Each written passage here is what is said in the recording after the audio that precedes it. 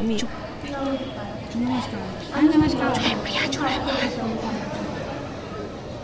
খুবই সুবোধ সরকারের লেখা কবিতা শাড়ি।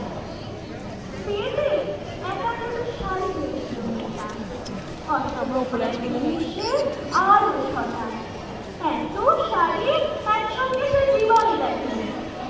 আলোকে প্রথম থেকে সে রাখল সব নিজ।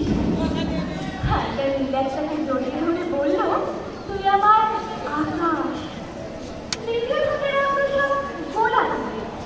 একটা গোলাপিকে জড়িয়ে সে বলল, তোর নাম অভিমান। তৃতীয় থেকে ময়ূর যেন পৃথিবী থেকে ছুটে আসা সুর। তেজপাতা রং বিশালটা তার নাম দিল বিশাল।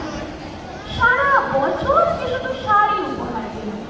এত শাড়ি সে কি করে এক জীবনে পরবে? কিন্তু বছর ঘটনা থেকে ঘটে গেল সেই ঘটনাটা। একদিন সন্ধ্যের মুখে মেঘ বেঁধেছিল স্বামীর সঙ্গে চাইল কাপড়ে মুখ বাঁধাতে ছেড়ে দাঁড়ালো।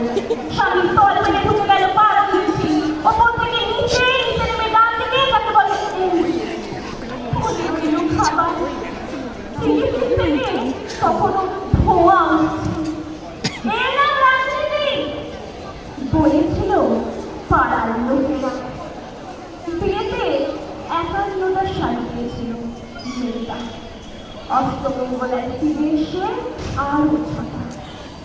একদিন দুপুরে শাশুড়ি যখন ঘুমিয়ে সে তার সমস্ত শাড়ি বের করে ছতলার বারান্দা থেকে উড়িয়ে দিল নিচের পিঠে।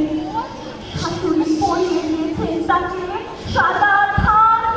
১৯ বছরের একটা মেয়ে, সে একা। কিন্তু সেই থানও এক ছটফট করে কীর্তন পাড়ার মনে। একটি সদ্য নগ্ন বিধবা মেয়ে দৌড়চ্ছে আর চিৎকার করছে, বাঁচাও! পিছনে তিনজন সেটি উল্লাস। নির্বাক পাড়ার লোকেরা। বিয়েতে ৫১টা শাড়ি পেয়েছিল মেয়েটা। তুইও পাবি অষ্টমঙ্গলায় ফিরে এসে আরো ৬টা। নমস্কার।